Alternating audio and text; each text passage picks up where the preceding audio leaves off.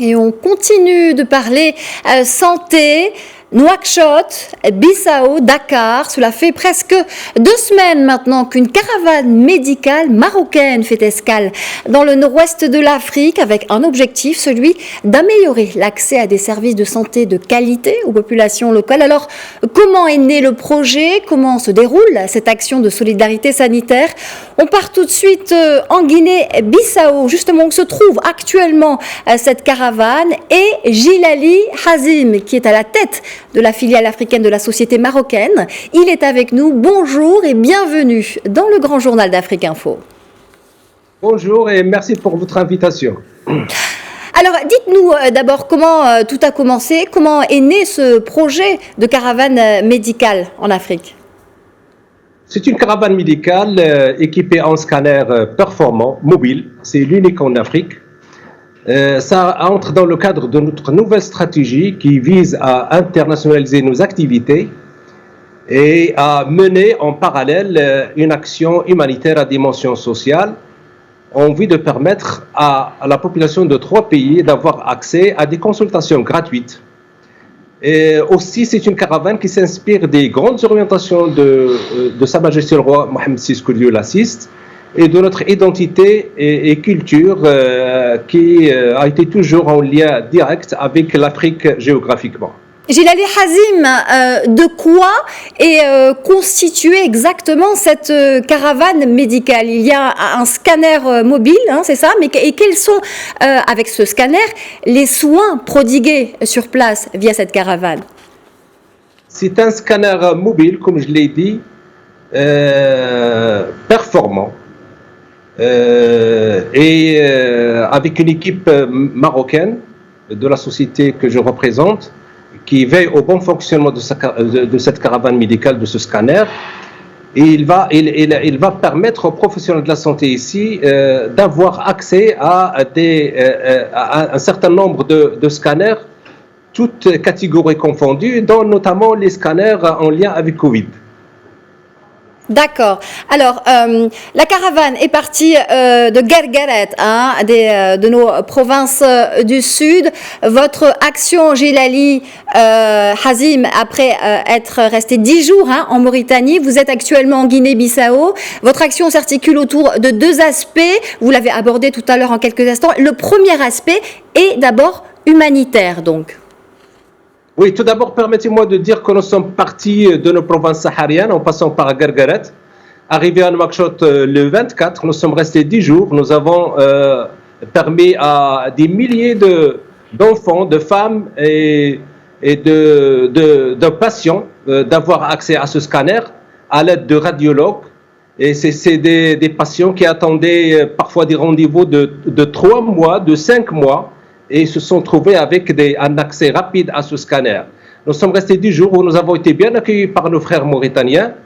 Nous avons aussi, en parallèle, procédé à l'ouverture avec des acteurs privés d'une agence qui va continuer à travailler avec le système de santé mauritanien. Nous sommes arrivés à la Guinée-Bissau le 7.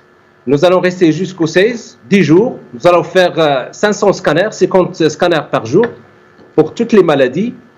Et notre présence à la Guinée-Bissau a été marquée par l'ouverture par son Excellence, Monsieur le Président de la République de la Guinée-Bissau, qui est venu en personne et qui nous a encouragés et qui nous a bien accueillis, qui nous a ouvert la porte toute ouverte et qui a, dans le cadre de son allocution, a beaucoup remercié notre roi. Un accueil... Oui. Oui, je vous en prie. Un accueil chaleureux donc du président guinéen. Outre la dimension sociale, il y a aussi, vous mettez en place, en œuvre une collaboration technique, hein, me semble-t-il, Monsieur Hazim, via notamment l'installation de structures de santé. Dites-nous en plus sur ce point. Laissez-moi tout d'abord vous dire que ici à la Guinée-Bissau, il y a un seul scanner qui est en panne. Donc, les patients faisaient un déplacement très long dans des villes de pays limitrophes pour faire le scanner. Et ça leur demandait beaucoup d'argent. Donc, nous sommes là pour résorber toute une liste d'attente et pour ne plus permettre à cette population de faire ce genre de déplacement. Aussi, cette occasion nous a permis d'entrer en contact avec le gouvernement qui a bien accueilli notre proposition de mettre en place un projet dans le cadre d'un partenariat public-privé en vue de mettre en place un centre d'imagerie médicale et qui pourrait s'étendre aussi à d'autres bien sûr équipements et de construction. Alors, dans ce cadre de coopération intra-africaine sur le plan sanitaire, est-ce qu'il est aussi question de former des personnels de santé? Oui, dans le package que nous avons proposé, il y a bien sûr la mise en place de ce centre qui sera de référence. Et dans le package, il y aura de l'équipement, de la maintenance et de la formation. Ça veut dire qu'on va procéder à un transfert de compétences et d'expertise en formant des techniciens locaux, ici et au Maroc, pour leur permettre d'avoir une indépendance dans ce domaine. Il est question aussi d'étendre cette activité de formation à d'autres domaines, notamment les simulations et bien sûr l'orthopédie et la traumatologie. Merci infiniment, Gilali Hazim, pour toutes ces précisions sur cette caravane médicale, donc marocaine, qui fait donc le tour de l'Afrique du Nord-Ouest. Vous étiez à Nouakchott, vous êtes actuellement en Guinée-Bissau, destination finale Dakar, donc pour cette caravane médicale. Nous avons choisi 3 pays comme départ, comme départ de la mise en œuvre de notre stratégie.